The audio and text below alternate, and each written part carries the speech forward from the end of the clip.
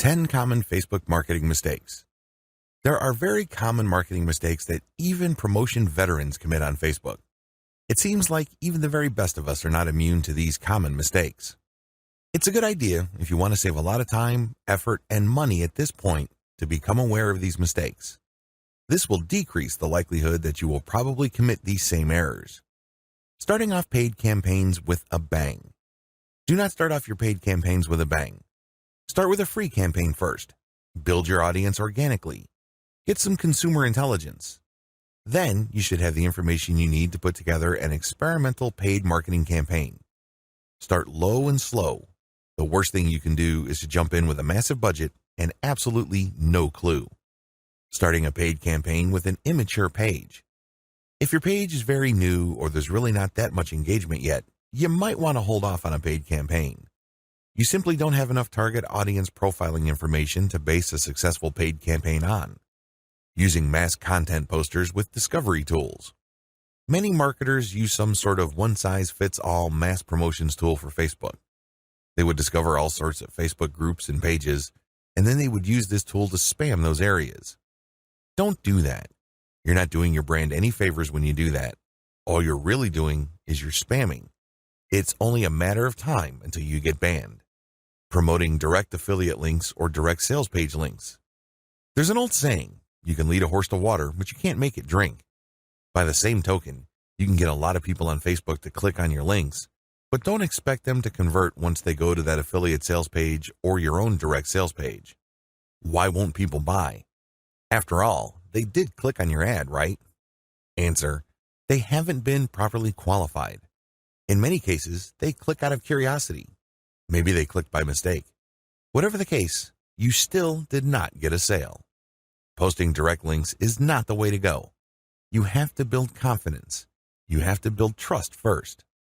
Pulling random content and curating them based solely on keywords. You can't be lazy and just set Facebook publication tools up to just pull any and all content from Facebook that has something to do with your keywords and then just blast them out. You're just spamming when you do that. You have to be very deliberate and careful regarding the kind of content, whether curated or not, that you will associate with your brand. Rotating and republishing the same content over and over again. Have you ever gone to a Facebook page and it seems like all the content got reposted over and over again within the same day?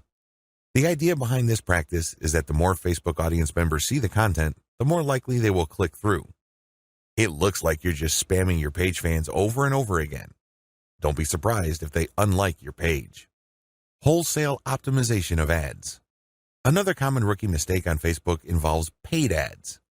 If you notice that one of your ads is simply not performing, it's very tempting to just come up with a brand new ad by completely replacing the ad with something that looks totally different. When you do this, you really don't know which part of the new ad is succeeding or failing. You're basically taking shots in the dark. If your ad's performance improves, you don't know what caused the improvement. You have to have some sort of strategy or method that will enable you to track where the improvement in your click-through and, ultimately, your conversion rates are coming from. Simply swapping out ads in total or in whole doesn't really give you the data that you need to make effective decisions. Copy and paste competitor ad strategy. Some marketers are so lazy that they would just look at their competitors and essentially just copy their ads. Of course, they're not going to copy word for word, but they still end up failing. How come? Well, your competitors spent a tremendous amount of money optimizing the ads that they're showing. Their ads work. However, you won't get a competitive advantage if you copy them wholesale. You can't just copy somebody's ad without knowing what you're doing. Indeed, only a certain portion of your competitors' ads truly deliver results. If you don't know what you're doing, you don't know what portion that is, so you're basically taking a wild stab at your ad's design. You may be saying the wrong things at the right time, or you're saying the right things to the wrong people. You end up failing. Quitting paid marketing too early. Many rookie Facebook marketers have a one-time, big-time mindset. They've heard of how awesome Facebook traffic is, so they put together some hard-earned, precious capital to run an ad campaign. If the campaign doesn't work out according to their expectations, they're too quick to pull the plug and quit FB ads altogether. Just because things aren't working out, it doesn't mean that you have to pull the plug on the whole thing. You can stop certain campaigns and start new ones and operate with the same budget. You'd make modifications of your existing campaigns. Failing like a huge train wreck. Have you ever seen a slow-motion train wreck? It's quite sad because it's all too predictable, but you can't turn your head and look the other way. You want to know what's coming next. You know, at the back of your head, what exactly is going to happen, but it's so slow, so massive, that you just can't help but look. Your Facebook marketing campaign can proceed the same way. You know that the campaign is failing, but you can't quite put your finger on the cause. So you just go through the motions like a deer with its eyes caught in the headlights. Why not choose to learn how to fail quickly? Since you're not going to make 100% of your shots, learn to live with this fact and move on. Learn to fail quickly using a tiny budget. This way, you can run many different experiments. Even though the vast majority of them are failures, that's okay. You only spend a fairly small amount of money figuring out winning ads. Please understand the nature of the 10 mistakes above. Imagine yourself being in situations where these mistakes are likely to take place. Learn how to spot them well in advance. Prepare your plan B should you find yourself committing these mistakes. The 8 most effective ways to market on Facebook. Let's get one thing clear. There are so many ways to market on Facebook. In fact, the only limit to how you can get people to go to your website or learn about your brand or cause is limited by your imagination. As long as you can post a link to an outside site doing something on FB, that activity is a potential traffic generator.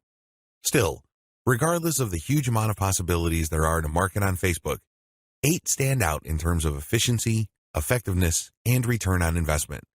This is just a broad overview of what I will describe fully in this training.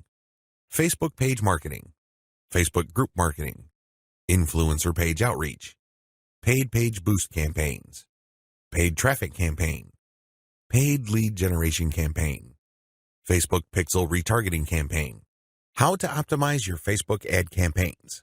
This is a nice mix of both free and paid promotion methods on Facebook. Facebook page marketing. One of the most obvious ways to market on Facebook is to set up a fan page for your business, your brand, or your cause. Facebook actively promotes this feature of its website. What it doesn't tell you is the fact that Facebook has been actively modifying its algorithm to the point that you're going to have very popular content for you to reach most of the people who have expressed interest in whatever it is you're promoting. Put simply, not all the people who liked your page will get to see your updates. In fact, in most cases, only a small fraction of those people will get to see your updates. Sadly, Facebook is actively working to limit the free traffic exposure you would get until you can prove to it that your content is really popular with your page's fans. Here are the steps you should follow to market on Facebook. Step number 1, find your competitors on Facebook. The first thing that you need to do is to avoid reinventing the wheel. You need to avoid trying to figure things out on a completely hit or miss basis. Instead, reverse engineer your competitors. Let them do your homework for you. How? Well, find them on Facebook and learn from what they are doing. Step number 2, get the industry standard look and come up with your own take. Every niche has an industry standard in terms of social media profile, brand appearance, and content strategy. The sooner you understand this, the sooner you will be poised to achieve social media marketing success on Facebook. The longer it takes you to learn this, the longer you will struggle. Understand that your niche audience has become familiar with how certain brands or websites are positioned on social media. If they can't make heads or tails of your social media brand, they probably would not like your page. It may seem weird to them because it seems so far off from the industry standard. Your job at this step is to figure out the industry standard look, content strategy, and other elements and come up with your own take. Step number 3, reverse engineer your competitors' content strategy and curate. Lots of business owners would post hot content on their social media accounts as well as their blogs. Sadly, 9 times out of 10 that content goes nowhere. People don't click on it, share it, comment, or otherwise engage. What these publishers are doing is basically gambling their content would resonate with their audience. Don't do that. Instead, pay attention to what your competitors are doing and look for patterns. If you notice that your competitors keep sharing content regarding the same type of theme or topic, they may be onto something. They wouldn't waste all this time, effort, and energy talking about the same stuff over and over unless, of course, it connects to their audience at some level or another and produced results. Now, to verify this, look at how many times that piece of content got shared or liked. That should give you some sort of objective proof that this content actually resonates with your target audience members. When you reverse engineer your competitors, you are essentially copying their strategy to reach the same eyeballs that you're trying to reach. This also applies to content curation, where you take content that is published by other people and you promote it on your social media platform. This creates a win-win situation because you're not ripping off this content. You are copying the content's link, including a short commentary, and allowing people to click on the link. This creates a win-win situation. The publishers of this content get traffic. You get to build credibility because you're sharing information that your target audience members would actually be interested in, and this leads to the possibility that they would like your page. Once you have built up enough page likes, you can then start sharing your own content, which leads to direct traffic to your website. Step number 4, pick the best performing or most popular type of content and scale up. Post content for a few weeks. Keep publishing, and then look at the content that gets the most engagement. Which shared materials get the most likes, the most shares, the most comments? At some point, you're going to ignore other types of content and focus on the ones that perform the best. For example, if you have a Facebook page on Chihuahuas and you notice that third-party articles on Chihuahua houses get a lot of shares, likes, and comments, you might want to eliminate most other types of content and focus on Chihuahua houses, because those get the most love from your audience. Step number 5, come up with your own version. Come up with your own version of winning content. For example, you know that Chihuahua houses get a lot of love and are very popular on your page. Come up with your own articles about that topic. These articles, of course, drive traffic directly to your blog or your online store. These have to be at the same level of quality as your third-party content, or better. Pay attention to how your curated popular content talks about the topic and adopt the same style but deliver something better. Maybe you should offer longer information, more up-to-date information, or blog posts that have multimedia elements like videos and graphics. Whatever you need to do, come up with content that basically blows away all the other content that you feature on your page. Step number 6, promotions, photo tagging by your users. This is a free promotion technique. Tell your page fans that you're going to give them some sort of digital freebie. Maybe it's a graphic badge. Maybe you're going to mention their name on a post. Maybe you're going to give them a free ebook or some sort of free software. Whatever the case may be, tell the people who like your page to tag their friends on photos that you're going to post. Now, these photos, of course, must draw attention to your brand, your website, or your Facebook page. You're not just having them tag a photo. This photo has to say something. It should be promotional in nature. The more photo tags you get, the higher the chance that you will get a lot more page likes and also clicks to your website from Facebook. The best news? You don't have to offer money. In fact, studies indicate that money offers aren't all that effective. It's much better to offer some sort of specialty graphic or digital goodie like a free book or booklet, or maybe a discount code. Step number 7, promotions. Comments by your users. Use the same rules as in step 6, but instead of photo tagging, get your page fans to post comments. It would also help tremendously if the comment includes the name of the people on the commenter's friends list. I leave it up to you how to craft this, but obviously, the more tags there are in the comments, and the more engaging the comments, the more popular your posts become. Step number 8, call your users to action. If you have people who have already liked your page, post occasional reminders to them that they should invite their friends. This works because birds of a feather flock together. Seriously, the main reason why you are friends with people in the first place is because they share roughly the same set of interests as you. People who share basically the same pool of interest tend to attract each other. Take advantage of this fact by calling your page fans to action so they can invite their friends. Step number 9, use insights to promote your page. As much as possible, I would go through step 1 to step 8 and master all steps before I go ahead with step 9. With step 9, you're going to be shelling out money to promote your page. After a couple of months, you can use Facebook's very robust audience profiling system called Insights to promote your page. You will know the right demographic, and you will also know the right posts and content to promote. Step number 10, boost your most popular content. Use Facebook's lookalike audience system to find people who are not currently fans of your page. This feature in Facebook's ad system enables you to reach new audiences who share roughly the same interests as the people who have already demonstrated an interest in your page. You're basically using Facebook's very powerful interest targeting system in terms of demographics and interests to get new eyeballs to your page. This can lead to more likes, which can lead to more readers of your content. From that point, you can then run targeted ads. Facebook group marketing. One of the most powerful ways to market on Facebook is through its group feature. Considering what's been going on with Facebook's algorithm for its Facebook pages, it's a good idea to have your own Facebook group as a backup. Although Facebook has been cutting back on the organic traffic it sends Facebook pages, it's still worth it to have a page because you get audience insights from it. Another great benefit of having a page is the fact that you can copy and paste content from that page to Facebook groups.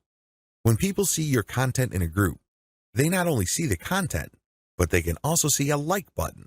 When they click that like button, you get a new Facebook page fan. The key benefit of having a Facebook group lies in visibility.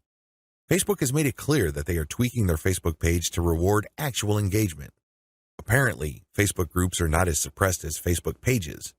In terms of visibility, you stand to reach more of your group members than with the page. The problem with Facebook groups. While the visibility for a lot of people is quite good for Facebook groups, it depends on activity. If the individual group member is not all that active in your group, maybe the person isn't liking or commenting, they're not going to get as many notifications on their Facebook update section than somebody who is active. This is a big drawback. The vast majority of people who would join your own Facebook group are not going to be active. They're just there to read information. They're just there to sit back and check out what you have to offer. Here's how you promote using your own FB group. Create your own groups after your pages mature. The first thing that you need to know is that you should put up your Facebook group only after your page is matured. You want to know who your audience is on Facebook. You're not going to know that until you have a page up. Pay attention to the audience insights. The data set that you would get from that analytics portion of your Facebook management dashboard will let you know who to target. Once you have enough users, and this depends on your niche, you should then put up your group. Your group must be as identical as possible to your page. If you have a logo, put the same logo there. If you have some sort of motto, put the same motto or slogan there. The key here is to use your Facebook group as an extension of the brand that you're creating with your Facebook fan page. Give your group members a reason for coming back. This, of course, means original content or freshly curated content that you don't show on your Facebook fan page. You have to give people a reason for following you on as many different places on Facebook as possible. This, of course, boils down to premium content. Market to other groups. This is the most important part of Facebook group marketing, because if you were to just build your own group as a supplemental source of traffic for your page, you're probably not going to grow all that much. You have to go to other groups which have already done a good job attracting the eyeballs that you want to attract. There has to be a tight fit between these groups and your niche. Go to those places and become a credible poster. This means that you should refrain from just dumping the same content that you have on your page to these groups. Invest time in them to become a local expert or a credible authority. It doesn't take much. If you're the first person to always comment and your comments are always insightful or bring new information to the table, people sit up and pay attention. People can see that you are an asset to the community, and they are more likely to give you the benefit of the doubt when you share content that obviously comes from your page. Once you have established credibility, share your own page content. As I've mentioned above, these posts not only have content and your brand, but also a like button. This is a great way of getting page fans. Always engage. When people comment on what you post, reply. They might be haters, they might be critics, but it doesn't matter, reply anyway. This conditions the mind of your readers that you are approachable, accessible, and you actually want to help people out. If you just drop a link and take off immediately, you're a spammer. You're not a community member. You're obviously not somebody who's there to add to people's knowledge and bring value to their lives. My most important tip: after sharing high-quality third-party content that you do not share on your page in groups, pay close attention to your page's audience insight. Find your most popular piece of content. Look for third-party content that is similar to that and see if you get a lot of positive engagement when you share that material. If this pans out, then use content from your site that fits the same themes as the tried and proven popular content on the Facebook groups that you're in, and use those to get page likes. Influencer page outreach. Influencer page outreach really boils down to creating allies. In your niche, you are sure to have competitors. However, some of these competitors are open to cooperating with you. Many will not give you the time of day, but there are few who would see the strategic advantage of partnering up instead of competing. There are also other people on Facebook who have pages and who are not competitors with you. They may even have a lot of fans. Here's how you build alliances with influence leaders on FB. Step number 1, find competitors. The first thing that you need to do is look at your notes when you reverse engineered your competitors. These people are in the same niche as you. After all, you study them to get to the industry standard content strategy as well as page layout and design for your own Facebook page. Next, you should look for non-competitors who specialize in your niche. There should be quite a few of these. These are not merchants or ones who provide services. They're not competing for the same dollars as you. Instead, they cater to the same audience as you. Try to find as many of these as possible. Step number 2, pay your dues by engaging. I know at this point it's very tempting to just go to a competitor's page and post a comment on one of their posts. In the comment, you're dropping a link to your page or to your website. You then repeat this many times on all their posts. Well, let me tell you, if you do this, you're going to get banned. Whatever links you put up will get deleted. It's a waste of time. Don't even think about it. The same applies to influential niche observers. These are non-competitors, but you shouldn't spam them either. Instead, you should pay your dues by engaging. How do you do this? First, you need to share high-quality content. It doesn't matter who wrote the content. It doesn't matter where that content goes to or links to. What's important is that it provides maximum value to anybody reading that content. It has to be on point. It has to deal with a specific theme or topic that you know that your target audience members are interested in. Next, you need to engage with people in terms of answering their questions. Try to be a facilitator. Try to be a mediator. Try to be the go-to source of information for your niche. If people are looking for statistics, go on Google and find them the statistics they're looking for. If they're looking for a video, go to YouTube and search for the content that they're looking for. The more you do this, the more people will pay attention to you because, let's face it, in any kind of online group communication platform, only a very few people actually produce high-quality content. You can count them on one hand most of the time. Everybody else is basically a leech. They take and take information, but they only give from time to time, if at all. Be that expert. Be that go-to resource. Another way you can engage is by asking questions. Now, these questions should not be very basic or dumb questions. Instead, they should be deep, insightful questions. You can also ask questions that try to tie many issues together.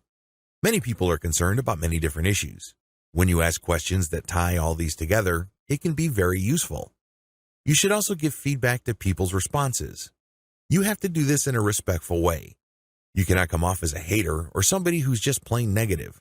There is such a thing as constructive feedback. Remember, the name of the game here is to add value to the places that you're on. This means sharing information and enhancing information through proper questions and feedback. Step number 3, become credible, then reach out. At a certain point, people will start asking for you by name. People will try to reach out to you via Messenger. That's when you know that you have become an asset to these groups. That's when you know that you are on people's radars. You're not just this random person showing up every once in a while dropping a link. Instead, you're that person that helps keep these groups together. This is when you reach out. This is when you try to engage with the group admin. Usually, the best way to do this is when they engage with you. Maybe they mention your name, or they send you a message on Messenger. Whatever the case may be, try to wait for them, or reach a high enough level of engagement and acknowledgement from other community members before you reach out. What are you going to be reaching out for? Well, there are many different opportunities on the table. You can ask to swap content with your page. Most page admins don't have a problem with this. You can also ask for a shout-out. Basically, the admin of the page that you're on will tell page fans to check out your page because your page is a friend of the page they run. You can go through some ideas regarding joint events. Now, please keep in mind that this is not like a real event where people have to physically go somewhere, or you have to rent out some hall, rent out security, or get food. No. This is an online event, maybe a seminar, a live Facebook session conducted from 2 locations, or it can be an interview. Another opportunity on the table is, of course, guest blogging. You probably don't need me to remind you of how value-packed this is. Not only do you get eyeballs to your link, which can produce direct traffic, but you also get tremendous search engine optimization benefits if the partner has a high-value blog. You can also reach out for infographics. This means you create an infographic and you get the admin to post the infographic on their blog with a link back to you. Again, this boosts your SEO chances. Finally, you can collaborate on content. This is custom content intended for both your audiences. Regardless of how you cut it, influencer page outreach is a very powerful way to market on Facebook for absolutely free. Seriously, your only investment is your time. And what makes it so awesome is the fact that you are leveraging the hard-won credibility and authority of your partner. They've been there before. They put in the work and the time to develop a rapport and a solid brand with the people that follow them. When they give you a shout-out or they feature your content, or they co-host an event with you, they lend you some of their fame, which makes you credible. You're no longer some random stranger who came out of nowhere.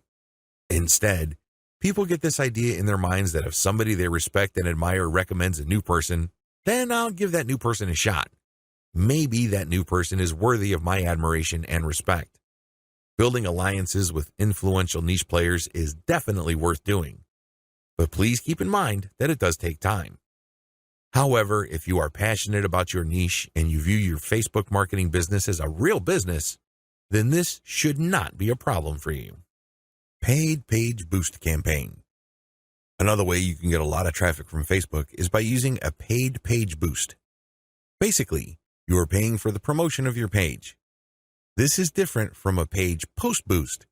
You're not promoting the content of your page, you're promoting the page itself. This is a great way to get page likes and to broaden the statistical demographics of your page. And why is this important? Why is it a big deal that you get a broad statistical demographic snapshot of people truly interested in whatever it is you are promoting? You have to understand that Facebook works best when you target people by their interests. This is a bit tricky because if your page is statistically inaccurate as far as your niche is concerned, you probably would have a very faulty set of targeting parameters.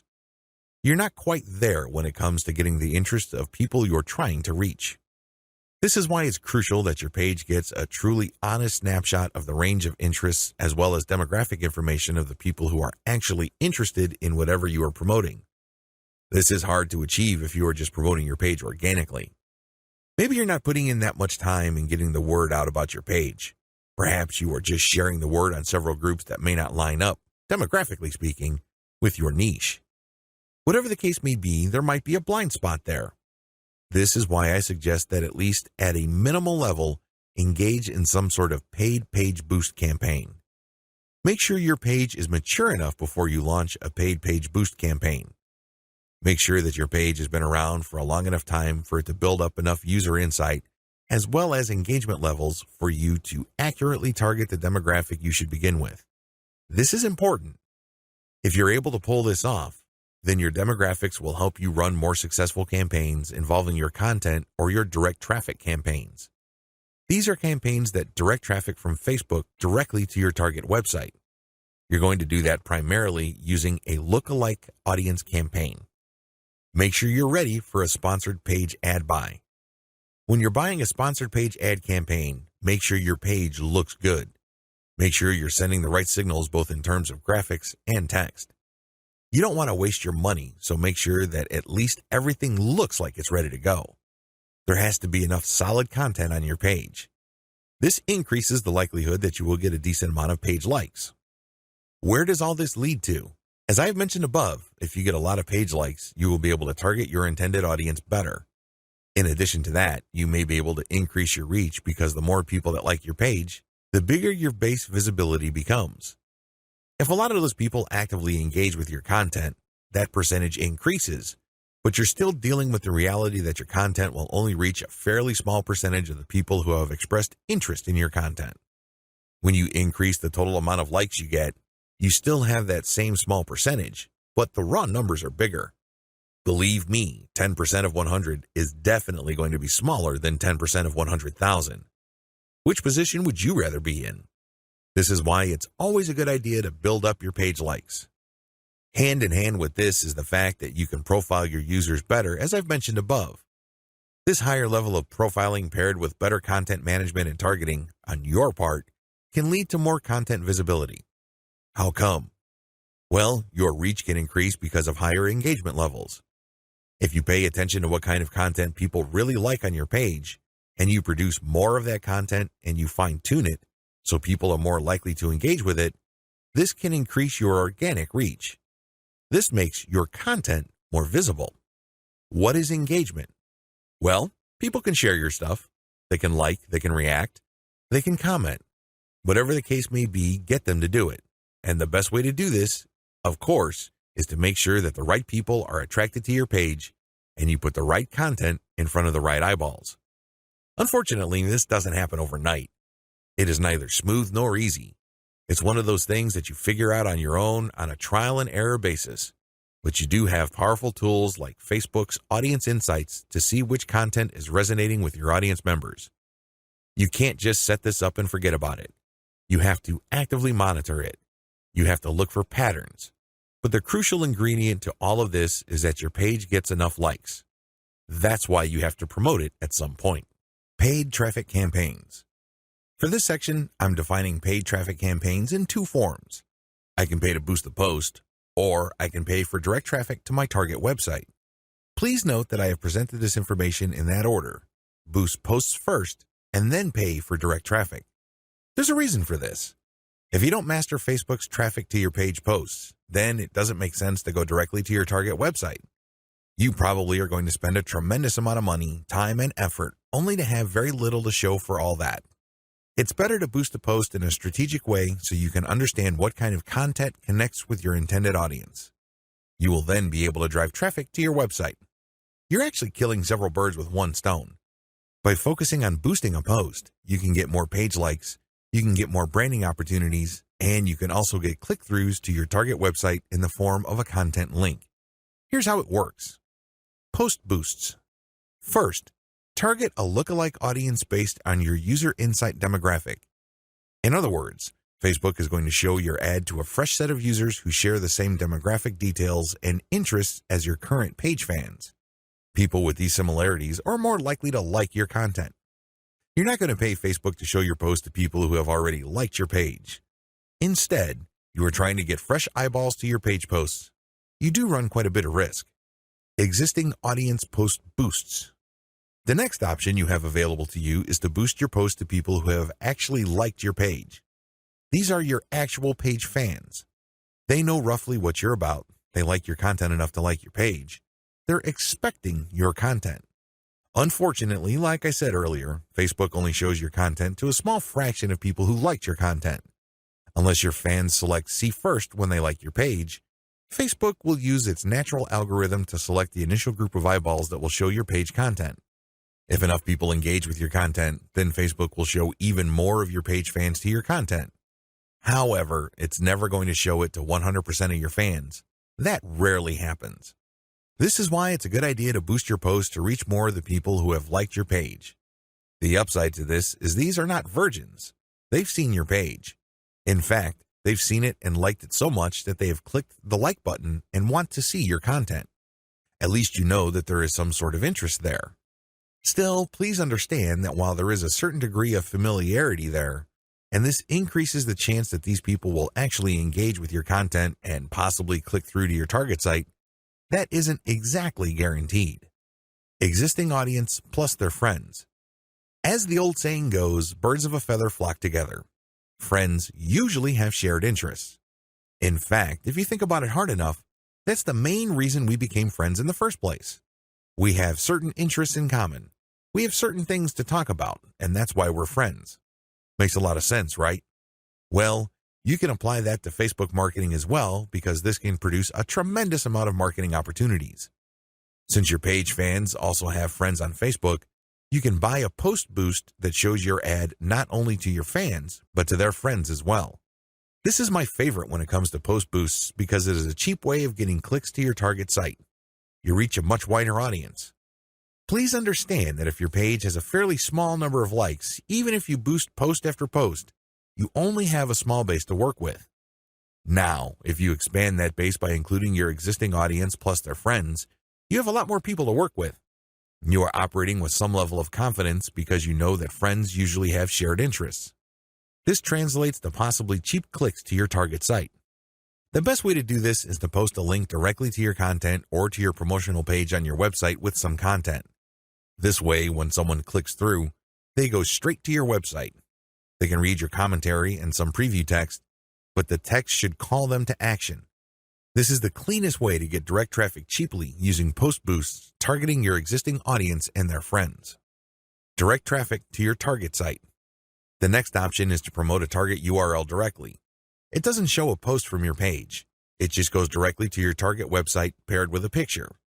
This is the direct traffic option on Facebook. To become successful with this, you have to use the lookalike audience based on your engaged users' insight data. In other words, your Facebook page should be mature enough for you to get solid consumer intelligence that you can then use to target potentially interested audiences on Facebook. That's the best way to do this. There are other ways. You can run raw targeting. Basically, you're not relying on user insight. Instead, you're just looking for an age range and a geographic location. You're also using gender. In certain situations, this may pay off. In fact, you may get better results than lookalike audiences, but generally speaking, you should focus on using the consumer intelligence your Facebook page gathered so you can reach people who are very similar to people you know have demonstrated a solid interest in whatever it is you're promoting. Best practices. Use them to boost your results. First, run small tests. This enables you to fail quickly. People who really know their way around Facebook run campaign after campaign after campaign until they're able to connect the dots and come up with a campaign that actually works. This is why you need to run small, cheap tests so you can easily see which campaigns are working out and which ones have failed.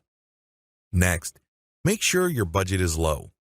Usually, when I run a $1 campaign, that is good enough for me. $1 a day for 7 days a week, that is good enough for me to see if an ad has potential.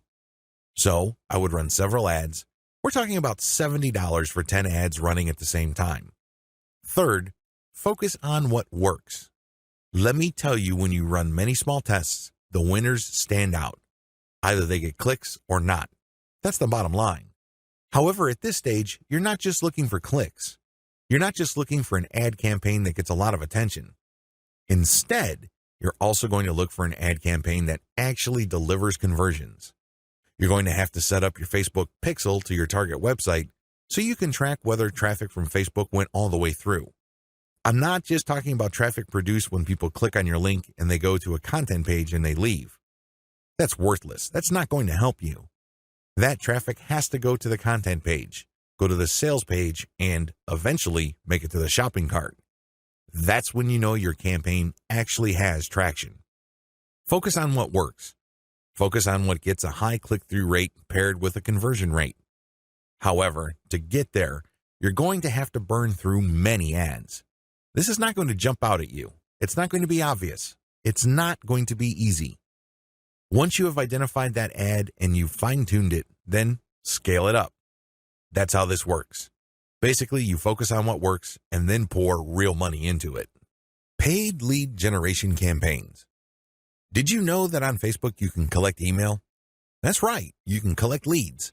It's pretty straightforward. You can run ad campaigns with a lead collection button. It can be find out more, sign up, or other language. Regardless, if you're running this type of campaign, it must be highly targeted. It's really important that your targeting is spot on. I put this part of Facebook ad marketing at this point in the list of marketing methods because this takes quite a bit of work. You should be quite familiar with Facebook before you even try this. You should know your way around Facebook's ad system before you engage in paid lead generation because it can get quite expensive. If your ad doesn't get many clicks or it's super finely targeted, you don't really have that many people to work with, and this can drive up your costs. You have to know how to optimize your ad campaigns on Facebook for this to make sense. You can optimize on many levels. There are 3 levels you can optimize. Level 1, you can tweak the freebie you're giving away. This is the free stuff that you're giving away, so people are motivated to enter their email address into your form. Maybe you're giving away free membership access. Perhaps you're giving away a booklet or a book or a report, a set of templates, a set of graphics, possibly even giving away software or a mobile app. Whatever the case may be, you are giving out freebies, and you need to optimize these. What I mean by that is the freebie that you give must motivate the most people in your target audience to sign up for your mailing list. This is not easy. You cannot assume that just because you think that your booklet is awesome or is the next best thing since sliced bread doesn't automatically mean people will agree with you. It doesn't work that way. You may have to switch from one freebie to the other until you get a high enough sign-up rate that would tell you that the freebie that you have selected is the right one. Thankfully, this is fairly easy to do with Facebook. You basically run different ads that offer different premiums. Level 2. Level 2 optimization focuses on optimizing your ad copy. As I've mentioned above, lead generation campaigns on Facebook can and do get very expensive. It seems like you're doing all this for basically a handful of emails. This is why it's really important to make sure that you run a fully optimized campaign to get the most results. How do you do this? Well, you optimize your ad copy on an elemental level. Still, I want you to get a heads up this early on regarding the amount of optimization that you would have to do. It is quite intensive. You can't leave things at a surface level. That's just not going to work. Level 3. Level 3 involves optimizing based on conversions. When people click on your Learn More or Sign Up button, they're shown a form. You're going to have to keep tweaking that form to say what it needs to say to convert as much of your traffic into list members as much as possible. This takes quite a bit of time and attention to detail. Again, you have to run these experiments while minimizing your costs. Once you find out something that works, optimize it to increase its level of conversion. Once you have picked a winner that cannot be optimized any further in terms of conversion rate improvements, that's when you scale up. That's when you pour in the dollars to reach as many people as possible to boost your mailing list sign-up. Facebook Pixel Retargeting Campaign. Facebook enables you to put their tracking pixel on your website. It will then track where people go on your site. If people end up at your shopping cart, for example, you can then run an ad reminding people about your site or reminding people about the products that they almost bought. They see these ads on Facebook. Whatever the case may be, Facebook Pixel Retargeting gives you another bite at the apple. One of the biggest problems with e-commerce is that prospective buyers abandon their shopping carts. A large chunk of these buyers simply decide at the last minute or at some point in the buying process to dump their shopping cart. They don't follow through. This is where the retargeting campaign begins. It's basically a way of reminding people who have already expressed an interest in whatever it is you're offering to come back. If anything, you recycle traffic that you have gotten from Facebook. Another benefit of this technology is that it pulls traffic from Facebook that you did not get from it originally. For example, if you did an independent marketing campaign completely free of Facebook, but you put a Facebook retargeting pixel on your page, when people from that independent campaign, maybe it's a forum promotion or search engine optimization or another social media platform or whatever source, go back to Facebook to check their accounts, your ad will show up. Sounds awesome, right? These are all possible through a Facebook Pixel retargeting campaign. There are 2 steps to it, and it's pretty straightforward. Install Facebook Pixel on your website. The first thing that you need to do is to install the Facebook tracking pixel on your site. To do this, you just go to Facebook's business section and look for their pixels instructions. It's pretty straightforward. Even if you're using WordPress as your content management system, installing Facebook Pixel is a breeze. Next, you need to make sure that you drive traffic to your site. This means that you have to let traffic flow to your site for quite some time before you launch a retargeting campaign. It's not a good idea to launch a campaign as quickly as possible. You have to have enough targeting pixels installed in people's browsers for this to make sense. Otherwise, there are just not enough people to work with. Now, keep in mind that if you are in a niche that has generally low traffic levels, then you would have to conduct your campaign even though the overall traffic flow to your website is fairly low. Run ads on Facebook for retargeting. The ads that you're going to run for Facebook Pixel retargeting are going to be a bit different from the normal boosted posts or picture links that you run on Facebook. Instead, these are going to try to achieve 2 things. You can remind people about what they did. Maybe they wanted to buy something, but they changed their mind at the last minute. Perhaps they were reading some sort of conversion article and were about to enter their email address, but they didn't. Whatever the case may be, you're reminding them to come back to what they were doing before. The other thing that you can do with your Facebook Pixel retargeting campaign is to pull people deeper into your website. Usually, a website is composed of two parts. The first layer is the content layer, meaning you're trying to get people to know about the problem, like your particular solution, and eventually trust the solution enough so they can buy. The other part, of course, is pretty straightforward. It's all about buying. But there's a complication. A lot of people would go through the content layers, but they never make it through to the actual buying part. They never make it to your conversion page. This is where retargeting ads that pull people deeper into your website makes a lot of sense. For whatever reason, somebody reading an article on your site decides to close the window and get out of your site. You can run ads that tell them about content, but another piece of content that is related to what they were reading before. This pushes them further down the conversion funnel. Alternatively, you can run an ad that promotes your conversion page. Basically, what you're saying to the prospect is you've figured out what my website is about, and you have a clear understanding of what I have to offer. Maximizing your results from Facebook Pixel retargeting. I suggest that if you want to maximize the results you get from retargeting, promote your squeeze page. That's right. Promote the page that recruits people to your mailing list. Usually there's some sort of freebie. There's usually some sort of book or booklet that you're giving away so people can enter their email address. Whatever the case may be, push the squeeze page. Don't dump them to your sales page unless, as I have mentioned above, they actually reached your shopping cart or conversion page and changed their minds at the last minute. That's pretty much the only situation where you should retarget showing an ad that goes directly to the conversion page. Other than that, convert them to sign up for your mailing list. It's your mailing list with its many chances at gaining attention, building trust, and gaining credibility, which will actually do the heavy lifting as far as converting that prospect into an actual sale. How to optimize your Facebook ad campaigns. Follow the steps below so you don't overthink things and make bad decisions when optimizing your FB ads. Reverse engineer your competitors and come up with a standard model. If you have a personal account, find your competitors and like their pages. Before you know it, you'll start seeing ads either from your competitors themselves or from businesses that are very similar to your competitors. Pay close attention to these ads. Reverse engineer them to find the standard model for these ads.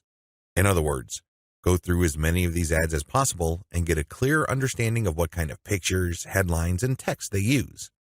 Also, if they are mostly promoting posts, pay attention to that. Whatever the case may be, look at what they're doing and see common patterns.